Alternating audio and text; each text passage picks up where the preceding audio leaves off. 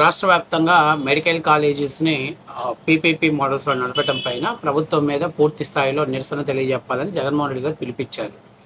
అయితే అన్ని నియోజకవర్గాలలో వాళ్ళందరూ కూడా పెద్ద ఎత్తున కార్యకర్తలను సమీకరించుకొని ఈ నిరసన కార్యక్రమాన్ని తెలియజేసే మార్గాన్ని మొదలుపెట్టారు. కానీ అసలు పులివెందుల ఎమ్మెల్యే గారు పిలుపునిచ్చి వెళ్ళిపోయారో తెలియదు. ఎమ్మెల్యే గారు అయితే కనపడలేదు. జగన్మోహన్ రెడ్డి గారు కూడా పార్టిసిపేట్ చేయాలి కదా. జగన్మోహన్ రెడ్డి గారు సొంత పులివెందుల నియోజకవర్గంలో ఉన్నటువంటి ప్రైవేట్ మెడికల్ కాలేజీని ప్రైవేటీకరణ అంటే పీపీపీ మోడల్లో నడపడానికి నాకు ఇష్టం లేదని జగన్మోహన్ రెడ్డి ర్యాలీ చేయాలి కదా.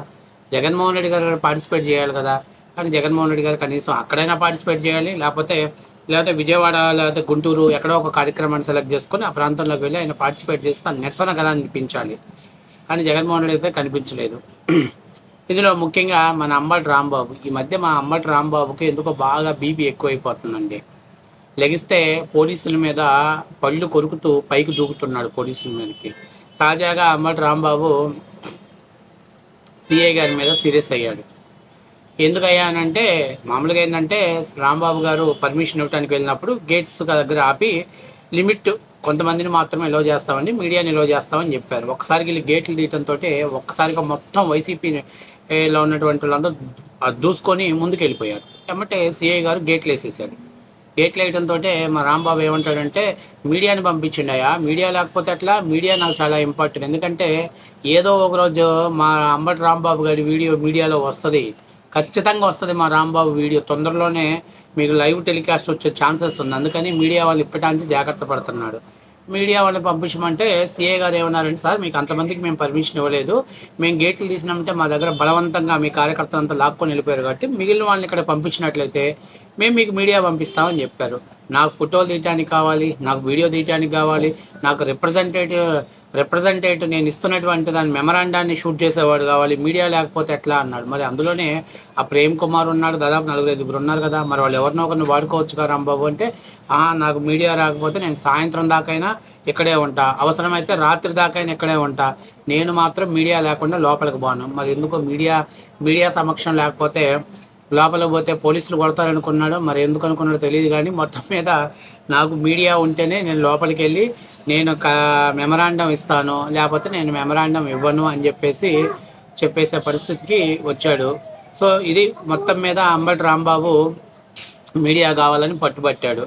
సిఏ గారు ఒకటే చెప్పాడు, అంతమందితో అయితే మీడియాని ఎలో చెయ్యం, దయచేసి కొంతమందిని మీడియాలో లేకుండా ఉన్నట్లయితే నేను మీకు మీడియాని ఎలో చేస్తానని చెప్పేసి అంబటి రాంబాబు క్లియర్గా సిఏ చెప్పాడు.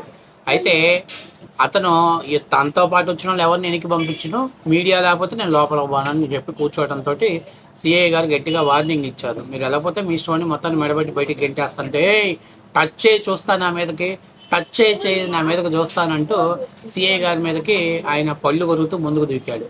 సిఐ గారు అన్నటువంటి కమిడియన్లు కానీ బఫూన్లు కానీ నేను చాలామందిని చూశానండి.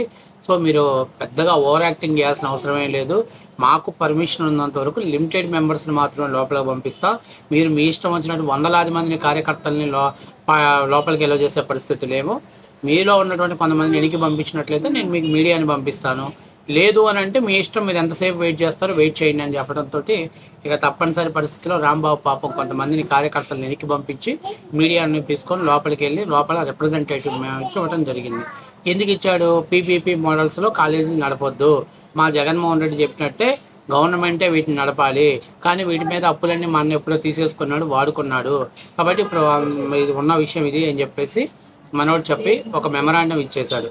ఏది ఏమైనా ఈ మధ్య మా రాంబాబుకి పోలీసుల మీద అంటే ఒంటి కాలుతో లెగుస్తున్నాడు. కానీ ఒకటి గుర్తుపెట్టుకోవాలి, రాంబాబు నువ్వు కానీ ఇట్లాగే పోలీసుల మీదకి పోతే ఎవడో ఒక సరైనోడు నీకు తగిలాడంటే నీ పాత వీడియోలు, నీ పాత ఆడియోలు మొత్తం అన్నీ కూడా బయటకు వదిలేసి సోషల్ మీడియాలో నేను రచ్చ చేయడానికి సిద్ధంగా ఉన్నాను. ఎందుకంటే గత 5 ఏళ్ళు అధికారం ఉంది కదా అని చెప్పి నీ ఒంటి మీద గుడ్డలు లేకుండా నిలబడకుండా నువ్వు చేసినటువంటి తెంగరేషాలన్నీ కూడా ఎవడో ఒకటి బయట పెడతాడు, నీ కొంప కొల్లేరైపోయింది, నీ రాజకీయ భవిష్యత్తు శూన్యమైంది. పోయి పోలీసులతో పెట్టుకొని వెళ్ళి రాంబాబు. అయినా ఈ మధ్య రాంబాబు ఇవాళ ఈ ఓవర్ యాక్షన్ చేయడానికి కూడా కారణం ఉంది. ఎందుకో తెలుసా? మొన్న తిరుమలలో అన్నప్రసాదాలు బాగున్నాయి అనడంతో జగన్మోహన్ రెడ్డి మన రాంబాబుకి గట్టి వార్నింగ్ ఇచ్చాడు. సో ఇప్పుడు ఎట్లాగైనా మళ్ళీ జగన్మోహన్ రెడ్డిని ప్రసన్నం చేసుకోవాలంటే ఇప్పుడు కావాలని సిఐతో గొడవ పెట్టుకొని దాన్ని హైలైట్ చేసుకొని నీ అంతు చూస్తా, ఏళ్ళు కొరుకుతున్నావు, పళ్ళు కొరుకుతున్నావు, గట్టిగా సీఏ దూతున్నాడు అనుకో, ఎంత దూరం పరిగెడతాడో తెలియదు, కెమెరాలు ఆఫ్ చేశాడు అనుకో, ఏంలే సినిమాలలో యాక్ట్ చేసినట్టు యాక్ట్ చేస్తే పాలిటిక్స్లో యాక్ట్ చేస్తే ఎట్లా రాంబాబు. ఏది ఏమైనా మొత్తం మీద మా రాంబాబు ఓవర్ యాక్టింగ్కి సిఐ గట్టిగానే కౌంటర్ ఇచ్చాడు.